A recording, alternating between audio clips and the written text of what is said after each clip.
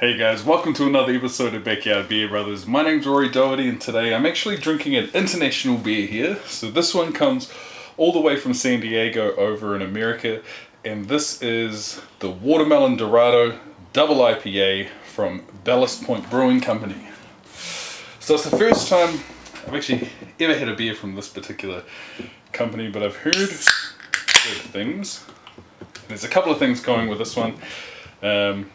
I actually bought this from a bottle store in New Zealand, had it sent over to my little brother, got him to send it over here, so unfortunately I had to pay for shipping twice, and the shipping from New Zealand to Australia is expensive.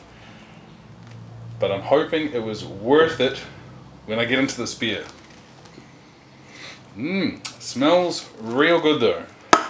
And as far as the pour is concerned, saved it, got a couple of fingers of just off-white head, but that colour is looking awesome. It's a beautiful amber, clear, fairly carbonated.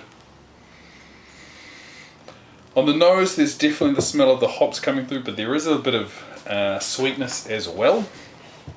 But while I'm waiting for the head to die down a bit, perhaps to explain a little bit about the beer, one of the things that caught my eye, I think it's sort of been a running theme, is the fact that this is a high percentage beer. This is coming in at 10% alcohol.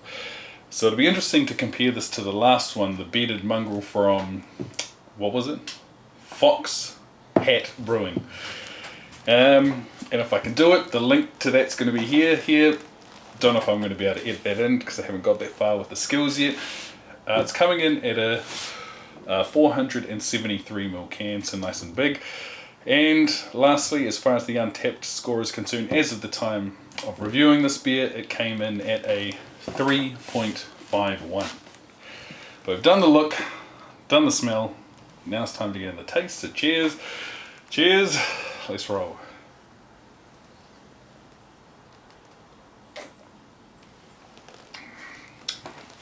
Whoa, man. Wow,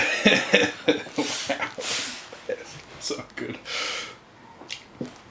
First and foremost, when comparing this to the previous beers or the last one, this just like smashes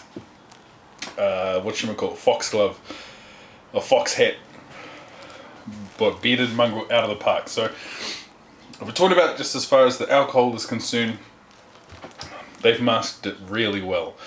Initially you do get a very, I wouldn't say sweet, but there is like a pronounced watermelon flavour, and it's not like the fresh watermelon flavour, it's that kind of prosthetic watermelon flavour, but it doesn't have the sweetness behind it, so that is actually really nice.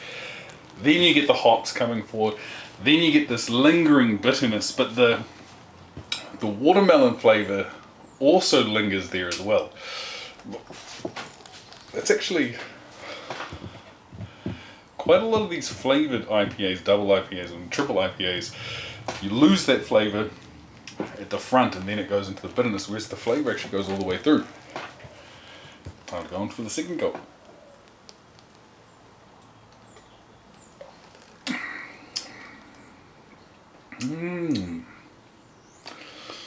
No, watermelon flavour's still there. They're doing good. It also has like a slightly thicker mouthfeel as well, so leaning to like a medium body. Wow. What's the thing of the last watermelon thing I had was that watermelon Four Loko, and that was rough. Funny enough, talking about Four Lokos, within the same package from my little brother, there's a few other interesting things coming through, and a couple of them are a couple of new flavoured Four Lokos, so those reviews will be coming soon. There's also the Modelo Cheladas, a couple of those. The next one I think is going to be another beer from a different brewery in San Diego, a gummy beer sour I think or something. But this beer, it's like dangerous. When you get those high percentage beers where they can mask a lot of the booze, don't get me wrong, it's not like I can't taste it, it's like drinking water or something. You know it's definitely got alcohol in it, but just you wouldn't think it would be a 10% beer.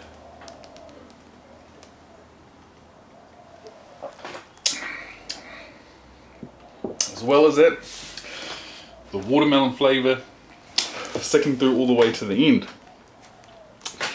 Well, before I finish, let's hit those questions. Number one, would I buy this again? And yes, I would.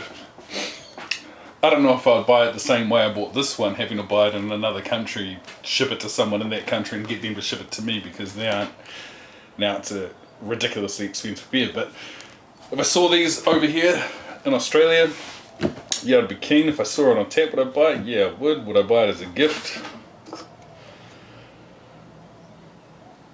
Again, I wouldn't buy this as a gift the way I bought it, but if I could found it here, would I buy it as a gift? Yeah, I could buy it as a gift. And is it scullable? Man, I feel like it would be scullable, but this scullable would get you blasted.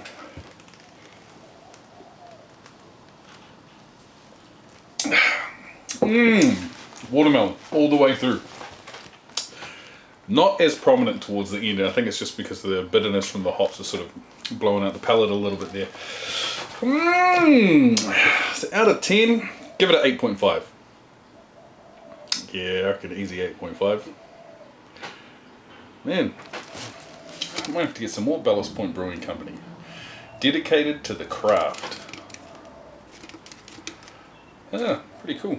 Well, with that being said, if you've lasted it all the way to here, thank you very much for watching. Feel free to hit the like, hit the subscribe, and as always, have a good one. Cheers.